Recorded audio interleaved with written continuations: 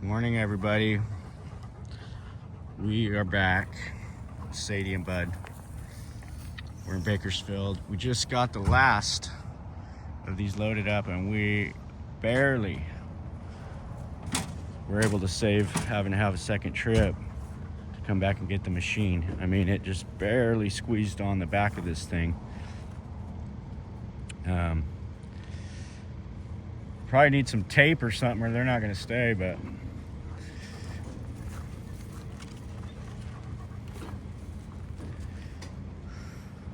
so the ramps are actually touching the back of the machine, which is not great, but it's better than making another hour round trip. So we're gonna we got some cardboard we're gonna put in between there, and then we'll tape it on there or something. We had 14 of these things to load. These are the last 3. Owen made 2 trips yesterday. He got the other ones are skinnier, so we were able to get one more on per load. Thought we were going to be able to go side by side with them and go 2, 4, 6, but it didn't work out.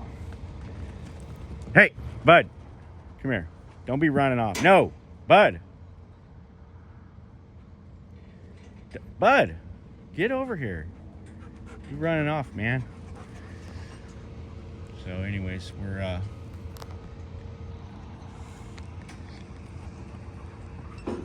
on the last leg of that journey. We've got a buyer in the Midwest that's he's interested in these. These are really hard to find a buyer for. I figured with all the wildfires and everything in California, because that's originally what they were kind of used for, like fire camps and off-grid encampments and things like that. I thought we'd have an easier time selling them than we have. I know they're kind of a needle in the haystack, kind of like that crane, but we got them offered for $2,000 a piece, and these are $20-something thousand new, and they have all kinds of equipment in them, they heat the water, pressurize the water. They got their own reservoir tank inside of them.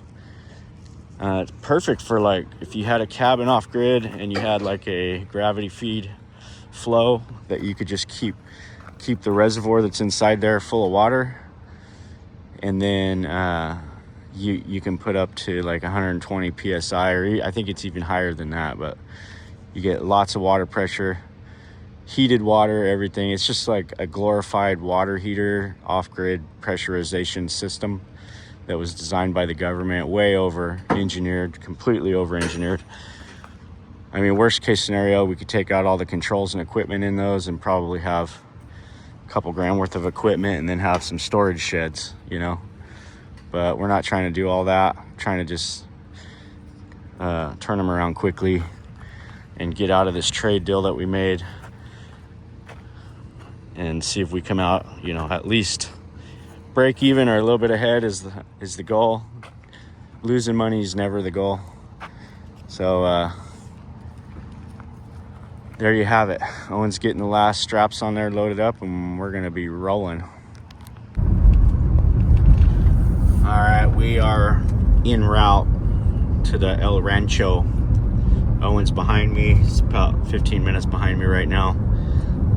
And I'm gonna play around out here for a couple hours. I think I'm gonna start, since I got the forklift out here, I'm gonna organize some stuff, move some stuff around, just kind of do some housekeeping stuff. So nothing too exciting, but things are finally man, we went through a little rough patch there for like a month, and it was just a lot of weird things going on, you know, right now with the way, you know, just the markets and the political spectrum and just everything that's going on. It's affecting you know, the client base that we deal with and do projects. There's still lots of projects that are in progress and likely going to, you know, start up and go, but it's just not the volume like what we're used to seeing this time of year. And so, and it's just been weird, like the last month, I gotta say, but it feels starting to feel better. And that's why I kind of took a break from doing the channel, just because I had to get like my mind right, and sometimes you just gotta do a little reset, you know. But I feel good about the way things are going. I know they're going in the right direction. You can never give up. You know, this business and what we do, there's so many ups and downs, the highest of highs and the lowest of lows. It will happen on when you're doing construction like this and you're dealing with multiple employees and multiple subcontractors. You know, there's problems to solve every day, everywhere. And you know, if you really got to keep your mind on the prize, which is, you know, the conception of a project to the close of a project is that's your biggest thing. And you know, it's kind of a term that I've brought up, that I kind of made up. I'm sure some other people have made it up too, but you know, conception to close that's where your cash flow, you know, if you can't go from conception to close in a timely fashion, your cash flow dries up super quickly. And it's just a dance that all contractors have to do, and everybody's doing it on different levels. We're doing it on our level. There's people doing it on a way higher level than us. There's people doing it on a lower level, you know, and you know, we're kind of in the middle there. But yeah, just some food for thought this morning, and we're almost out here. We're gonna see what's going on out here. The weather's not bad. It says 82 degrees already, so it's not good, but it's not bad. I was playing around with the old Condor the other day, and it's got issues. It's got a few issues. There's a guy we've talked a lot, and he's very interested in the Condor, but he's coming from Utah, and he's a real come on out.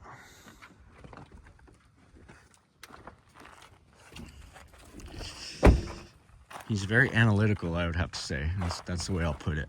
But he's asked me a ton of questions. I have no idea, because I don't really know a whole lot about this thing. I know what I see. And I've seen these. We've talked about this one before, but I've seen these units used, maybe slightly better condition than this. But this one's not bad. It's really not bad. It's just got some little quirks right now. We can't figure out what's going on with the boom. I'm certain it's got to be some kind of a relay or electrical or some kind of a safety override. I was able to get the boom or the legs out. They work fine.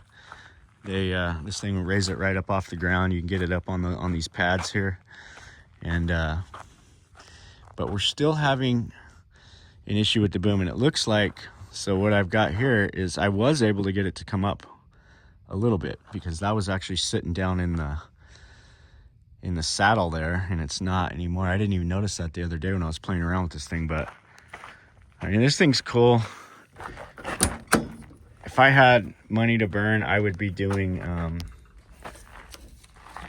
something crazy with this thing.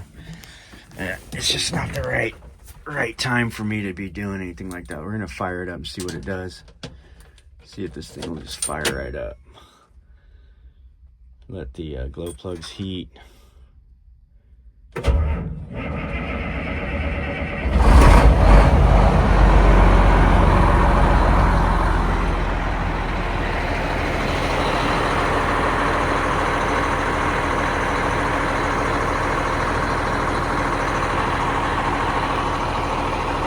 So what I'm gonna do is retract everything, retract the bucket back, and I'm gonna move it because it's kind of in the way.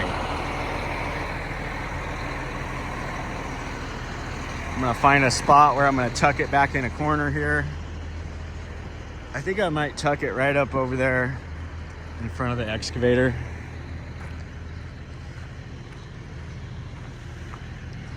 So here's our handy dandy units. So I see that one's locked. That's not cool. That one's locked. That's not cool. Because I know I don't have the keys for these. So these are all locked. That's not good.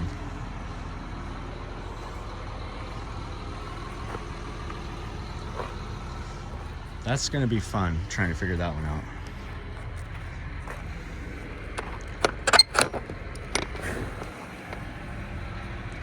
So that's what you got inside. So this is like, oh, that's a fill hose, insulated fill hose. And looks like it goes right there to that. And then I think punch out the side there with it.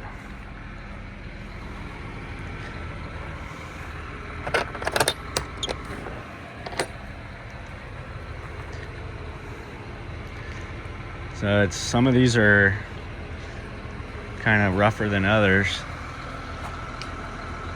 So I'll probably hang on to 2 of these. Just, I don't know what I'd ever use them for, but you never know. And I just got to decide which ones I'm going to keep. The rest of them, they all got to go. But you can see the equipment in here. Like this thing, these things are just insanely over-engineered. And ow, that hurt. Pinch my finger.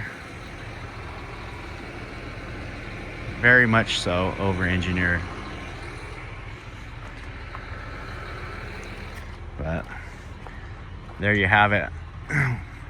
We got rid of 5 trucks the other day, 5 of them. So we lost the flatbed that we don't use anymore. Haven't used that thing for like 3 years. And the only thing, you know, like I've got a problem and I know it, like a hoarding issue. At least I can address it.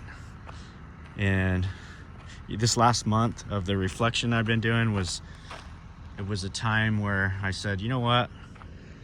If you're not gonna do something with this stuff, you got to start letting it go. Because if something was to happen to me or anything like that, and I wouldn't want to burden Lori and all the kids with what do I do with all this stuff, because I'm the only guy that really knows what to do with all this stuff.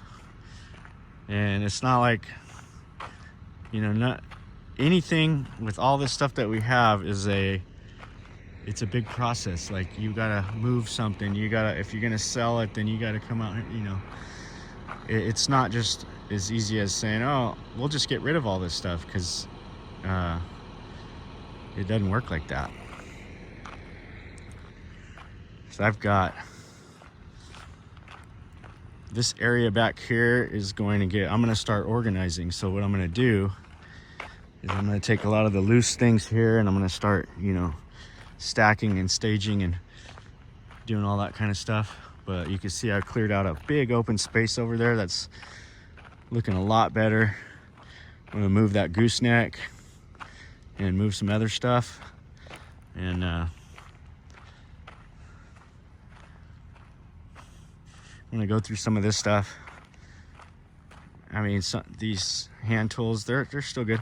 Those need to go over on the other side of the C-train there so that they're not sitting in the sun and getting any worse than they already are. I got propane tanks. I got rims. Those are some nice rims for a truck. Trailers. Still got a bunch of trucks. Got this old Willys here. Had this thing for a long time. It's got a little, I think it's a 302, like a small block, or a 289 or something like that in it, which is pretty cool. It's a little V8. That thing's got a V8 in it. It was converted back before I got it. And it actually runs and drives. The brakes are not very good on it. This was going to be a project that I wanted to do right here. And so I got this 7.3 diesel right here, Ford. And then I've got this older, this is a 57. That's a 57 Ford with a 4-speed. So, and it's got a big block in it. But I kind of wanted to put a diesel in that. I really wanted to put the 7.3 in there. And maybe even go with the automatic transmission, but I kind of like the idea of having a stick.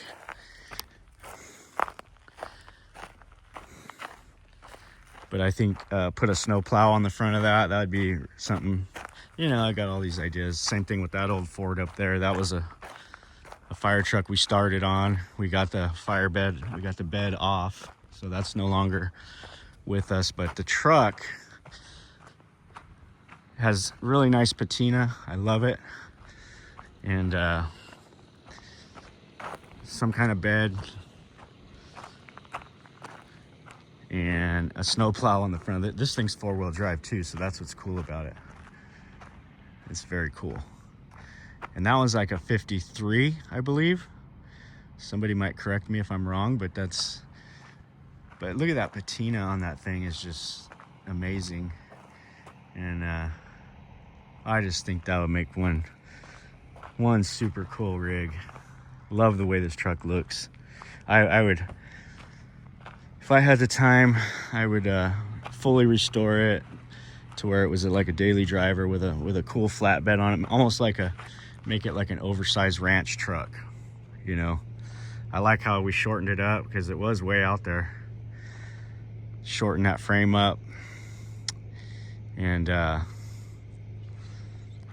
you know, the one thing he did do that I'm not real happy about is he cut it like literally right there, that was a bonehead move. Like, he should have left about 3 inches on that. I don't know why he cut that so close to those shackles like that. Basically what'll end up happening there is we're gonna have to do some fab work to extend the frame slightly and just make that to where those shackles are not gonna have an issue.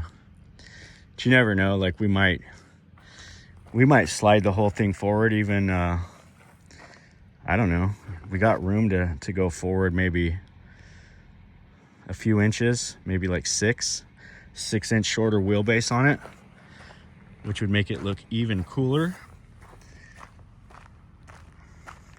I'm gonna measure that distance right there, and yeah, if I could shrink that up about 6 inches, I just kind of came up with that just now, but take a little bit out of the drive line, shrink that up a hair, that would be really cool.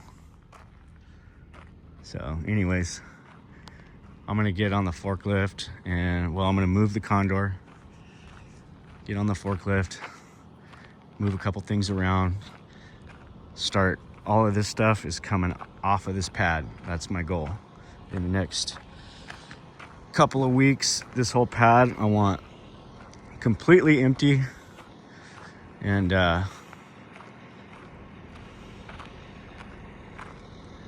get ready for the next phase of crazy ideas that I have. So this right here is a winch. I'm pretty sure it's a good winch. And our other winch that's on the other lowboy trailer we have 2 of them. We got this one over here. This one's got a good winch on it.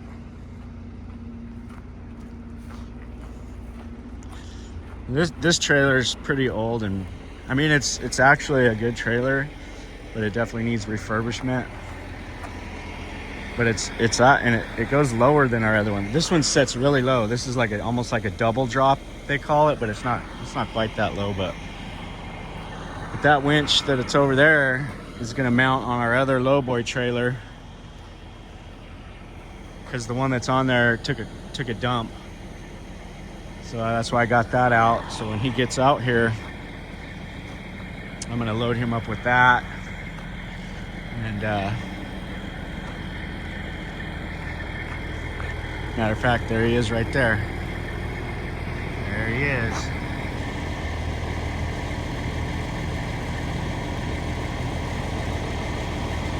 There you go. Right there. Coming on down the road there. So I'll start getting some stuff out of his way and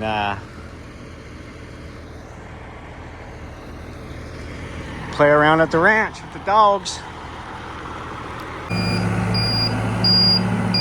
Okay, we got the last one, almost coming off the trailer. Second to last one right now. We got all these deals over here. I went ahead and moved the crane over to here, kind of out of the way. I can't figure out why that thing popped up out of the saddle like that. When I was messing around with the controls, I never saw it move, but it definitely moved because it was down in the saddle and now it's up just a slight bit. So that kind of gives me hope that there is a chance that it's just something kind of simple, which I would imagine if it is, it's going to be right here.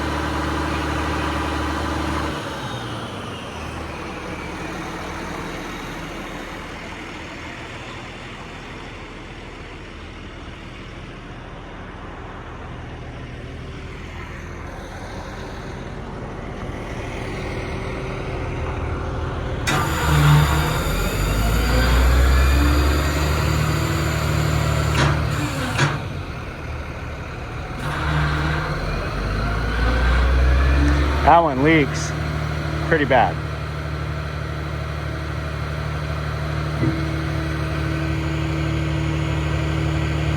So I told the guy about that.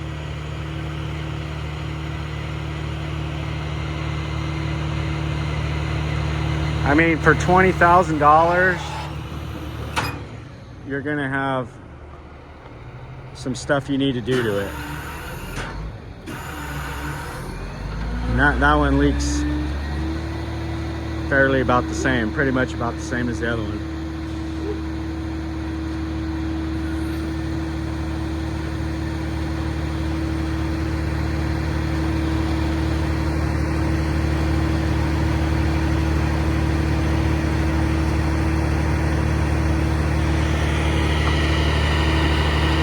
Put the chains back on.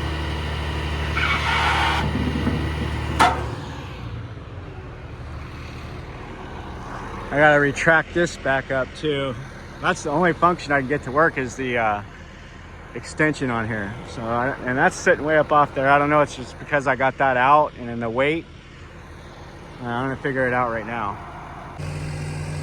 This thing's got a Cummins engine in it. I just realized that. It's got a nice Cummins motor. I don't know what transmission. Maybe some kind of Allison transmission, but we've got this thing here. And of course, it's not gonna have regular latches on it. So, I mean, this thing's gonna fight me to the death, is what it's gonna do. It's gonna fight me on every single little thing about it. And that's God telling me I shouldn't have did the trade on this thing, but I still think somebody's gonna find some value in it. It runs great. It's got very low mileage and very low hours. It's just been sitting around a lot. It's spent a lot of its life since 1990 sitting around, waiting for a job, waiting for that special one-time job where you got to go 150 foot in the air. And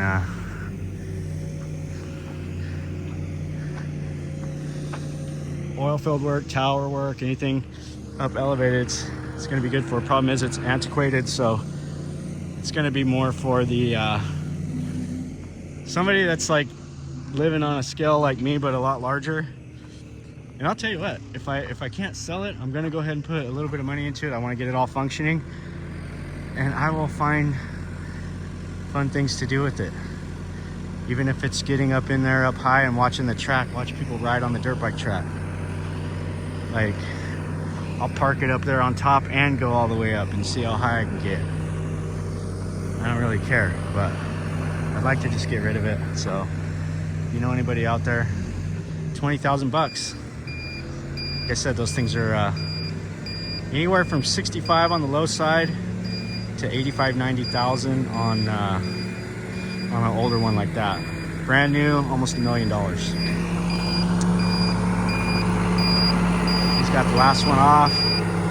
Gonna load the winch up. I'm gonna talk to Zach. We might load this old lumber rack back here, and he wants to put it on his little Toyota Tundra. I'm gonna give him some measurements and see if it'll fit. We might load it up.